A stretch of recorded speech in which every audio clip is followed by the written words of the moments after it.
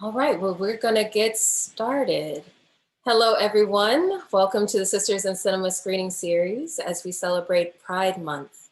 Tonight, we will enjoy Queenie, an award-winning documentary short on 73-year-old Black lesbian Queenie Lawrence, a resident of the Marcy Projects, navigating the fraught application process for Stonewall House, New York City's first LGBTQ elder affordable housing development. After the screening, Cai Thomas, the film's director, will join us in conversation on the crafting of this beautiful film. Cai, give us a wave. Hey. Thank you. So now enjoy Queenie.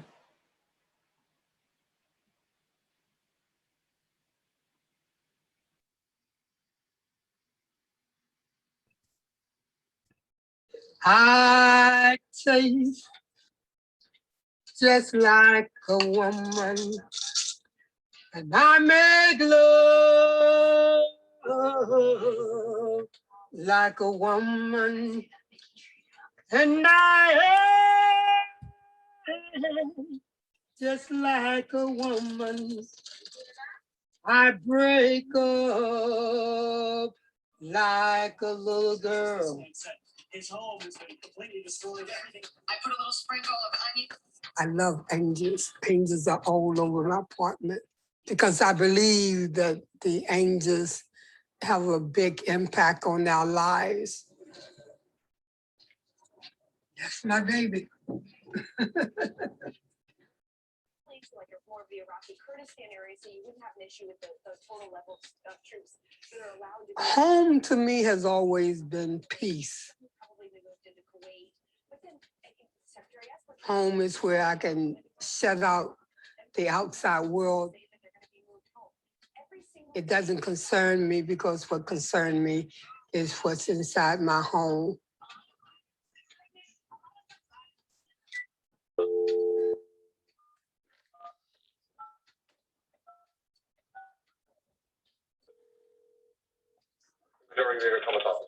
Yes, good afternoon. Is this the Laurie Cumber office? Yes, it is. My name is Nana Queenie Lawrence. She knows me as also Queen Mother. How do you spell your first name? Queenie, like Queen, I'm a queen. I'm a Queen Mother. Is that your legal name? I'm just trying to figure out. My first name is Queenie. Queenie.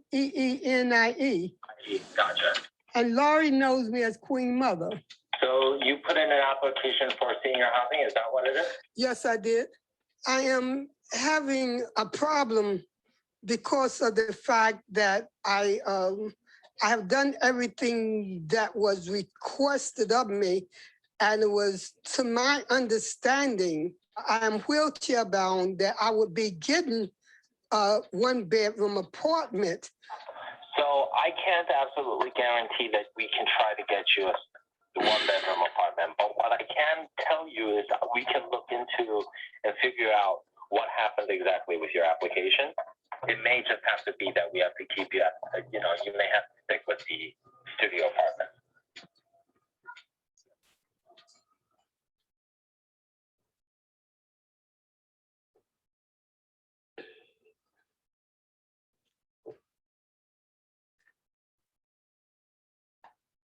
I remember when I was younger and I was at a dance, with some friends at this dinner party. And I was dancing. James hit my head and my wig came off. I was near the bathroom. I just sneaked down, scooped down, picked it up, and ran into the bathroom. That taught me to always pin it down. Uh-oh. Jesus. So QL is, let me say this correctly. I'm just trying to improvise the words again. Okay. QL is a physically disabled woman who agreed to transfer from her 2-bedroom NYCHA apartment where she has lived for decades. QL assumed that she would at least be offered a 1-bedroom in our new soon-to-be Stonewall residences. Unfortunately, she has been offered a studio and this will not fit her physical needs. After a year of advocating and streamlining the Brooklyn LGBT community, it will be a disservice for QL not to be offered an apartment that meets her needs in the work that we do with our LGBT elders. I really wouldn't ask unless I thought it was really important for us to have her in the building and that her case for a 1-bedroom was definitely needed. Thank you.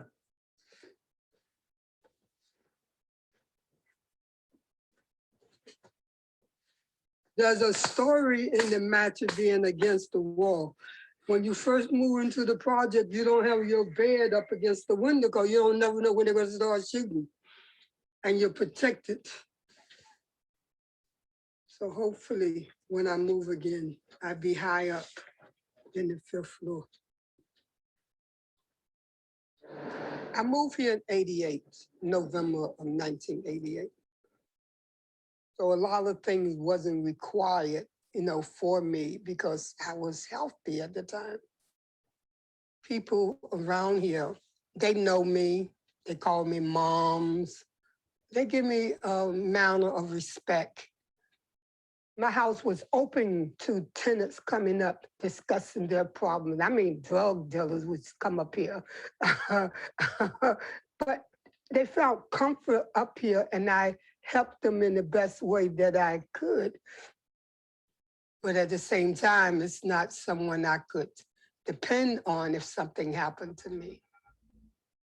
When I fell down the subway steps, I gradually started losing lack of mobility. For my safety, it's when the doctor ordered for me, your home care worker. But now it's time for me to move on. Whatever I had to accomplish here is finished. It's time to have a better part of life. Imagine yourself at 70, 80, 90 years old. What are you going to want? You're going to want a place to live where you can be safe, where you can be respected, and you can be welcomed. One of the projects that I have been working on for some time is called Your Soul Senior Residence. It's in Fort Greene, Brooklyn. It is a 145-unit building that will be LGBT senior affordable housing. The demand for this type of affordable housing is extraordinary. First time I heard about it was January. The swelling been going down. You remember the toe was bigger than this? Mm-hmm. It's a gay facility. It's supposed to be built for the gay, lesbian, transgender, queer. If we have a place of our own, you can put more than that. You got to put it on the toes. Yeah, the big one, yeah. There we will have social workers during the day that provide security, outing, things that the senior citizens are supposed to have. During that meeting, they stated that studio was for single and that the 1-bedroom apartment was for couples or spouses. Oh, I did this. Thank you. And so I stated, well, that leaves me out. And I was told that most likely they would take into consideration of the fact that I was in a wheelchair. And I said, okay. From what they're explaining to me is, even though they asked everybody what would you prefer, it wasn't a promise that they would be able to give you that apartment. I thought everything had already been arranged because I assumed, after speaking to you so many times, that I was getting an apartment because you told me the last time we spoke, you described the apartment and everything to me. And I said, well, I can downsize to that. But under no condition would I move to a studio. No, I mean, and I can clearly understand that. I mean, they didn't have the mobility handicap, 1-bedroom. Okay, well then I'm out. I'm out. I'm out. Give me strength, Lord. Everything goes wrong.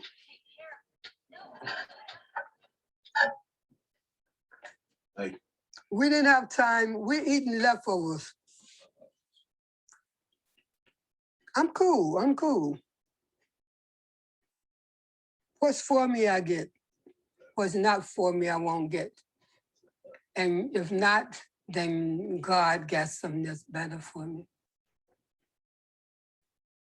But I didn't sleep too well last night because of the fact I'm still trying to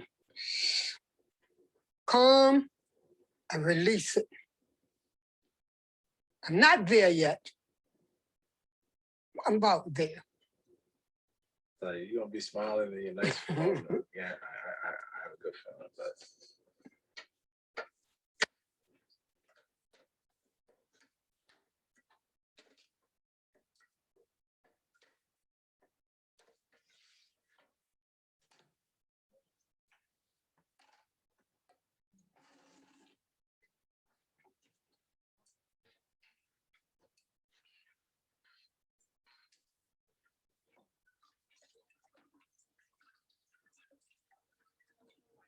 Finished.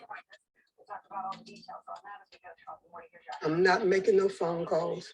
I knew dinner was over. I'm gonna take this blood sample myself. Eric, why don't you take her and see that? No. You stay here. I don't know how he found out, but he did. She loves having powers. And I don't like him playing the evil villain there. He's going to have a rude awakening when he goes there. The woman that was supposed to be marrying him walked and left him. He's taking pills. Maybe he's mine, not.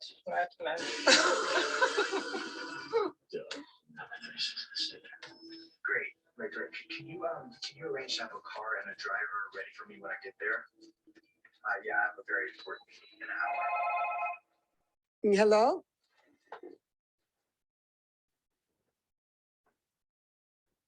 I received a phone call about 10 to 12.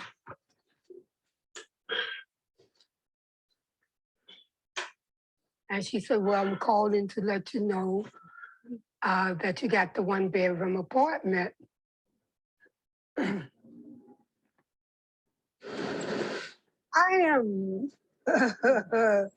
am excited. Just can't believe it's finally coming to an end. Okay. Thank you, God. Okay.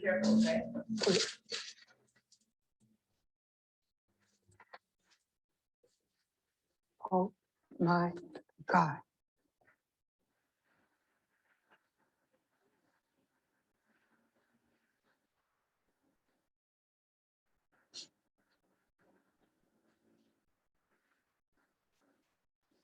I'm just trying to figure out in my head,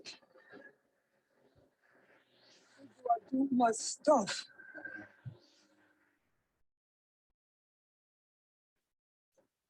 I knew I had to get rid of stuff, but I didn't know I had to get rid of this much.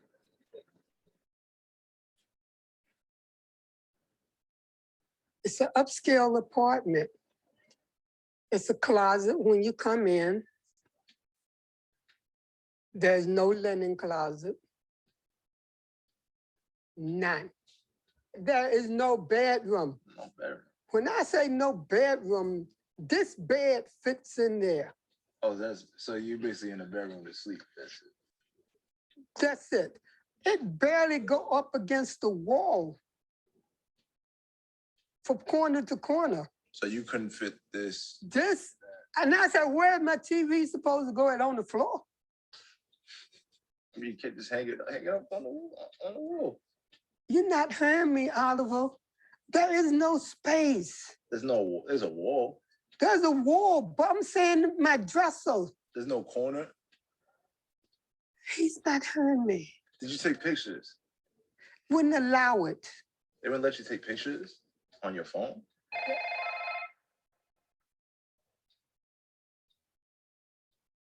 Their place to put you to. Hello?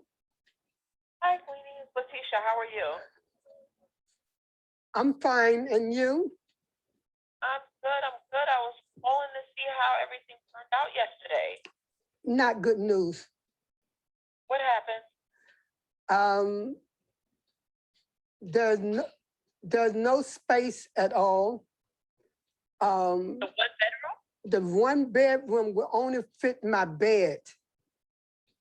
There's no place for a dresser or anything like that. Oh, okay. Because the one bedroom is the biggest that they have. They just have studios in one bedroom. Well, I'm just telling you, I'm going to have to decline. I tried it in every kind of way in my brain to try to figure out how could it work. And I even had my home attendant that was with me. She said, not going to work. It's not going to work. All right. Have a good weekend. All right. Thanks a lot again. You too. Bye-bye. Bye. So hold on, you're not gonna take the apartment? Oliver, I think you got a loose marble up in your brain right now. Like when you said that I was gonna be pissed off, I thought, hey, you didn't get it. They told you, hey, you know, we gave it to somebody else or whatever. I didn't think you were gonna It's tell me. still the same thing as being pissed off. What good is there to have a view if you can't enjoy the view? What good is there to have an upscale apartment if I can't enjoy it? And then it's all about you being happy. That's what I'm saying. I wouldn't be happy. I'd be miserable. 'Cause I wouldn't be able to move about. So you're like, that's it. I'm not moving there. You know I don't like repeating myself. I can't believe it. I really can't believe it. No, you better believe it. I'm not going to settle for less. So you'd be happier here than there. I would be happier here. The guy can move about. I got you.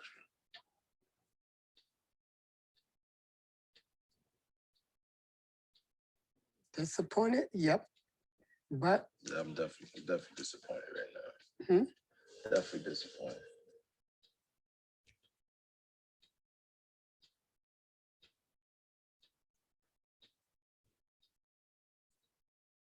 I taste just like a woman. And I make love like a woman. Welcome to Stonewall House. And I hate just like a woman.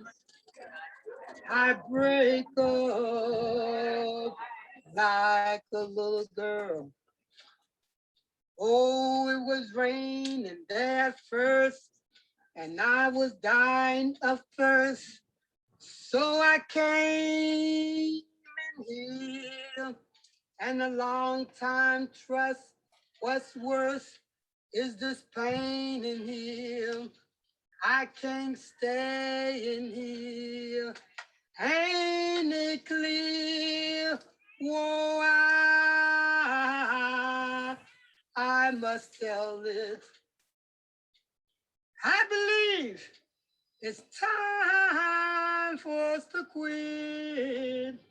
But when we meet again, I taste just like a woman. I make love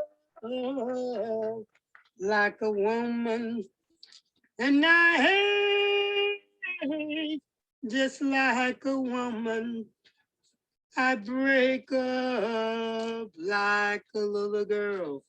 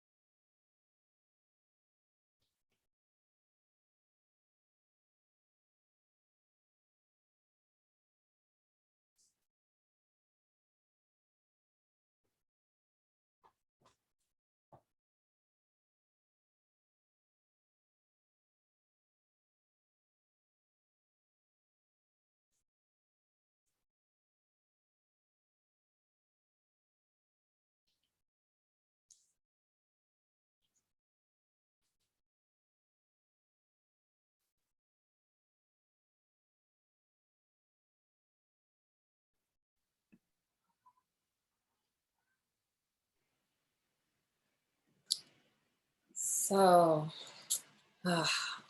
Queenie.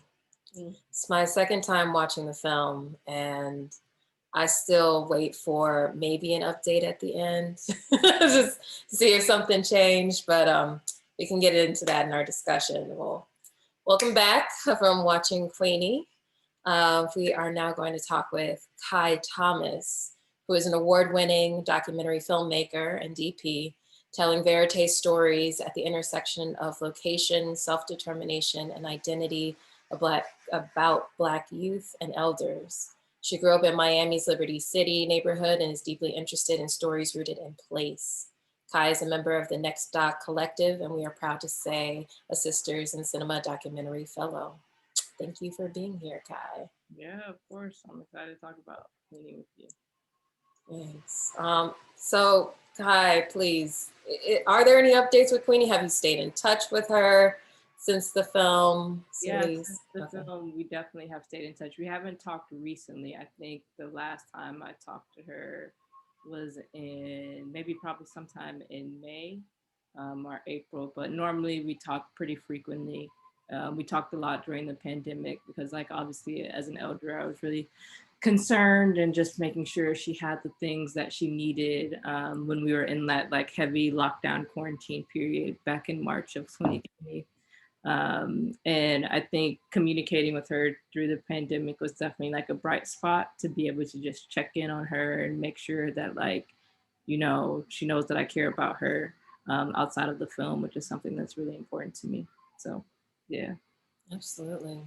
So please, can you share, how did you, well, one, where did the concept for this film come from? And then how did you find Queenie as your subject? Yeah, so someone had invited me maybe in the fall of 2018 to a documentary screening, and the doc that was played was like a branded doc about like LGBTQ like party spaces.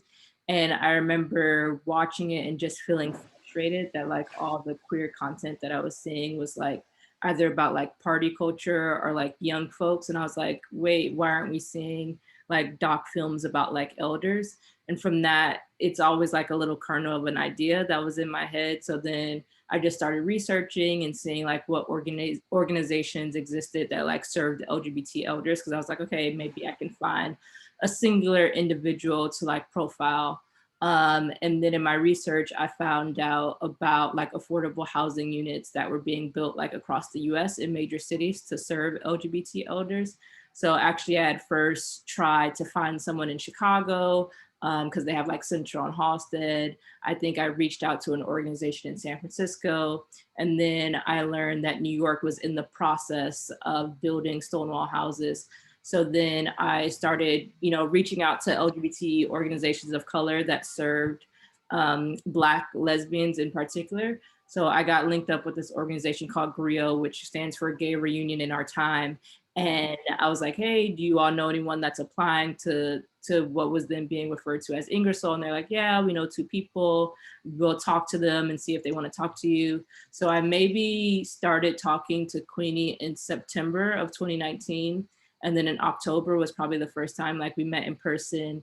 And then we started filming like Thanksgiving, or maybe we did a few days in October. And then like from Thanksgiving of 2019 to Christmas of 2019 was the bulk of our filming. So really it was just like, hey, I see a gap in like the storytelling. I also want to know a Black lesbian elder, is kind of how it came to be.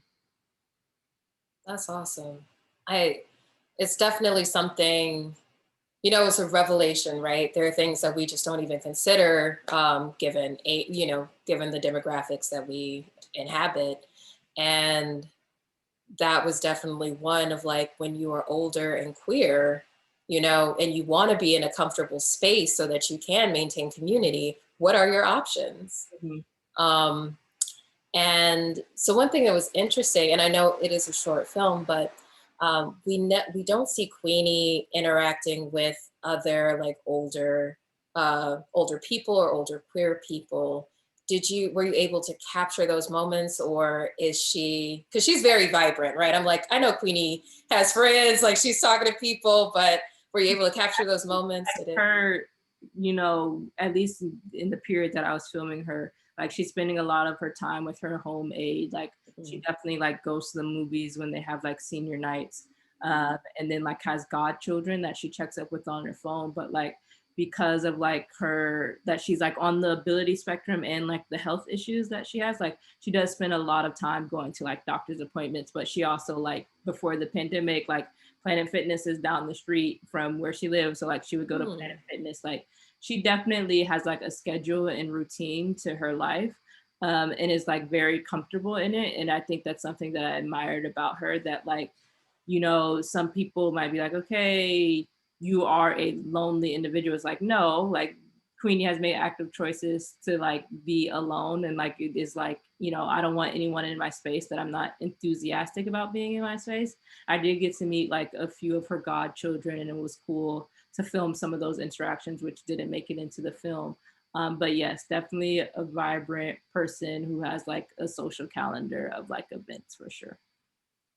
Beautiful. And so you mentioned like she's not gonna suffer any fools. She doesn't like, I love that moment when she's talking to Oliver and she's just like, she keeps having to repeat herself because he, you know, just for some reason, you know, he really wants the apartment, it comes across, to work for her. And it's just like, are you sure? And she's just like, Oliver, come on now. I keep telling you the same thing. So I'm curious, you know, you are this stranger to her. How did you convince her to be the subject in your film? I think Queenie was like, hey, like I feel your aura and you have a good spirit and like you're organized, you're spending this time with me. Like there also was like a lot of bonding between she and I that like isn't depicted in the film, right? Like we went and saw Queen and Slim together, or like we would go out to lunch or dinner, or like I would go with her to like doctor's appointments. So it was like built over time. It wasn't like I met her, pulled out a camera and like started documenting. I think I was like very clear about like why I wanted to do the film and like what the process would entail and like what the process would look like when the film was out in the world, which I think she appreciated a lot. So it definitely, I owe a lot to her to have trusted me in the process of making the film. I will say, like, when I first met her, I definitely remember like telling my consulting producer, being like, I don't know if she's the one. Like, she wasn't effusive. Like, I'm used to meeting participants for documentaries and being like, oh, I totally read your personality, whatever. Whereas like with Queenie, it definitely was something that was like earned over time and wasn't immediate, which is something I really appreciate. And also like, since the film has finished, there are more things that I'm finding out about her. Like she turned 75 during the pandemic. It's like, she has lived a lot of life, right? And has, you know, endless stories to share, which I think is something that's really interesting. That's wonderful. So would you, sort of a two-part question, would you go back to this film? Do you see there being an extended cut of Queenie to go back and talk to her post-pandemic? And how do you feel about that, returning to past work as a filmmaker? It's interesting you say that, because I don't know, I think part of me is very interested in making like more shorts about like Black queer elders, and like may do some stuff in my hometown in Miami with the storyteller Nadej Green, who I respect a lot.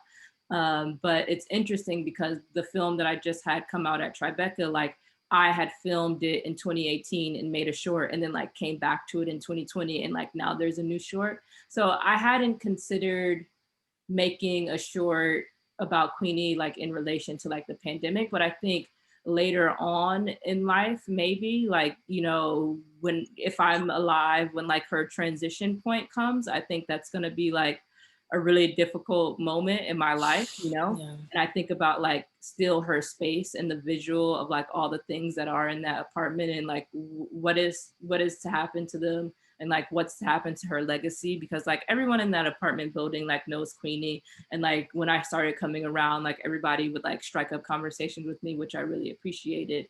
But it's not like at the top of my head to be like, hey, go back and make another thing. But I think maybe years from now to like revisit it, I'm definitely like open to.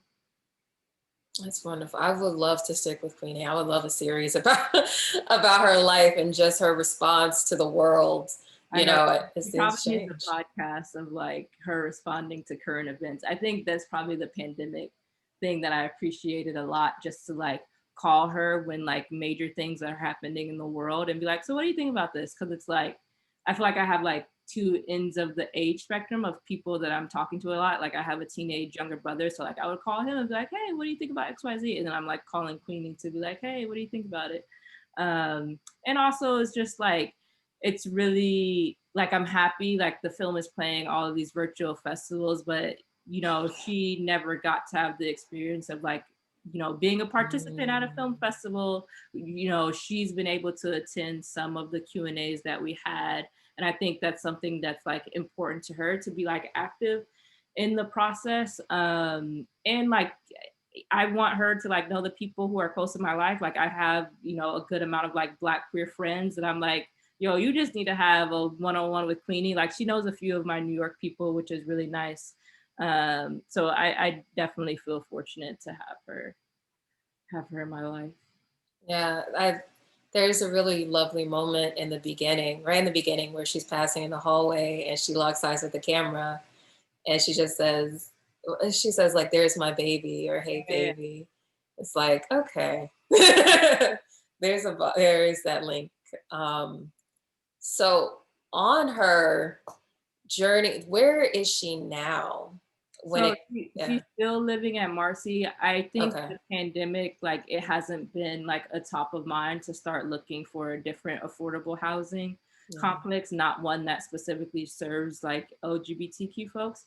And I think when we talked about it again, right when like, you know, heavy lockdown quarantine was happening, she was like, actually, I'm happy I'm not in that building because it was all full of elders. And she was like, okay, if I would have been living there, I would have been more vulnerable to catching COVID because you're surrounded by like people in the same age group as you.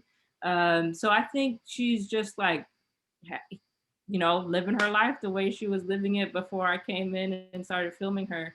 And maybe, you know, in the next year, we'll start looking again, because it is tough. I think one of the interesting things from her relationship is like, if she's like out and about, she's either like in a motorized wheelchair or like a wheelchair that has to be pushed around. And I think constantly whenever I'm out in the world and I see like sidewalks that like aren't paved or like don't have a proper crossing sign, or like, you know, even thinking about like the apartment that I live in like has stairs and not an elevator, it like my relationship with her has made me like think about accessibility in a different way and just like advocate for it more. Like it even needs me to like apologize that like I realized we didn't show the film that has like the captions in it. And like, I think that's a big thing that I'm trying to be better about, is like Inside Out, which is the LGBTQ film festival in Toronto, like they provide a service to all the films that play there where they're like, okay, if you don't already have captions and like audio visual captions, like we'll provide it, and then like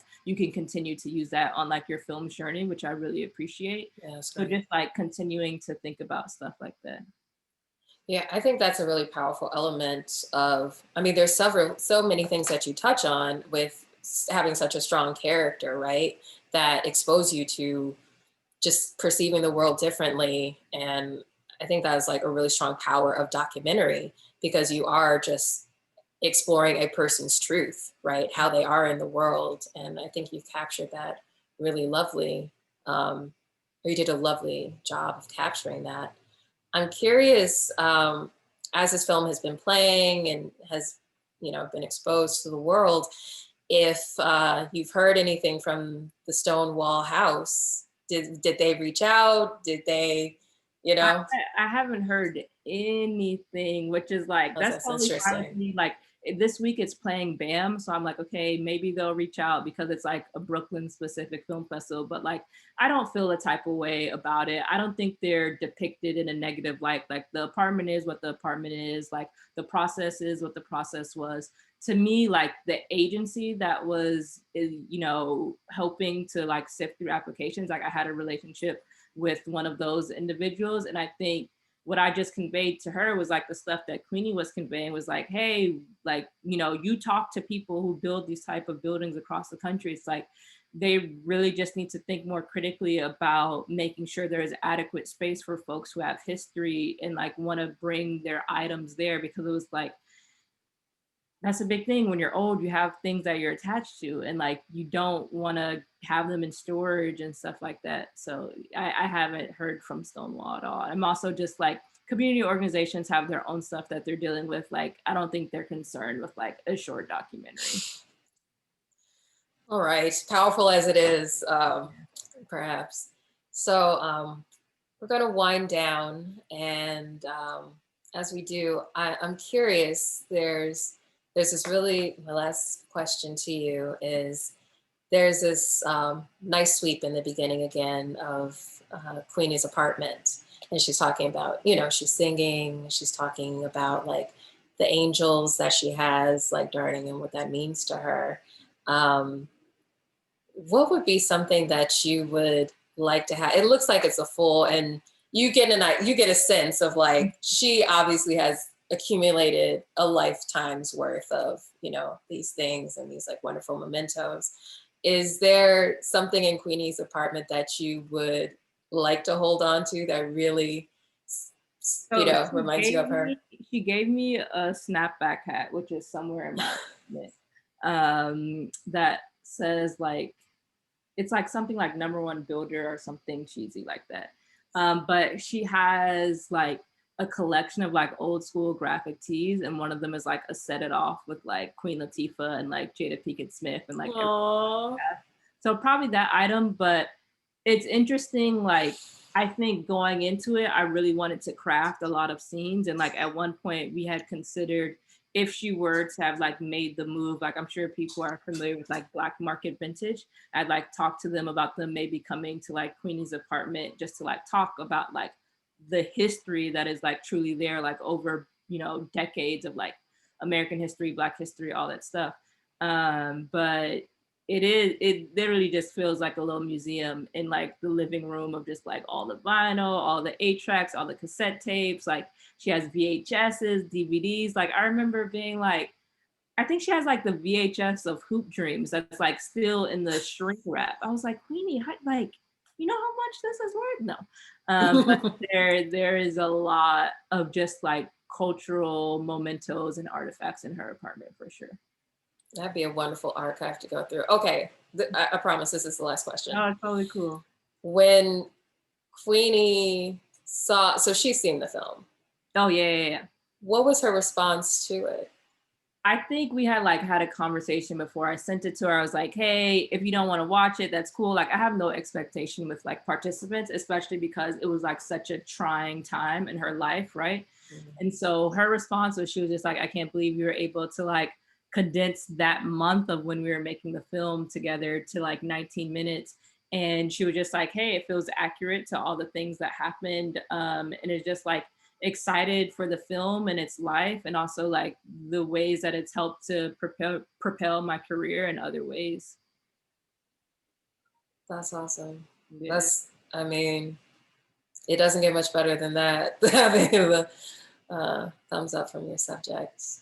Cai, thank you so much for being here tonight, for spending this time with us, and just for talking about this really lovely film. I can't wait to see the build out. Should it happen? Someone needs to buy it. That's the only thing. I'm like, when is it going to get distribution? That's what we're still hoping for, to try to figure that out so that it's just like publicly available to anyone who wants to watch it. By someone, come on, distributors. You're winning. You can't help but win with this. Exactly. All right. Thank you for those who are with us. And Cai, have a wonderful evening. All right. Good night, everyone. Bye.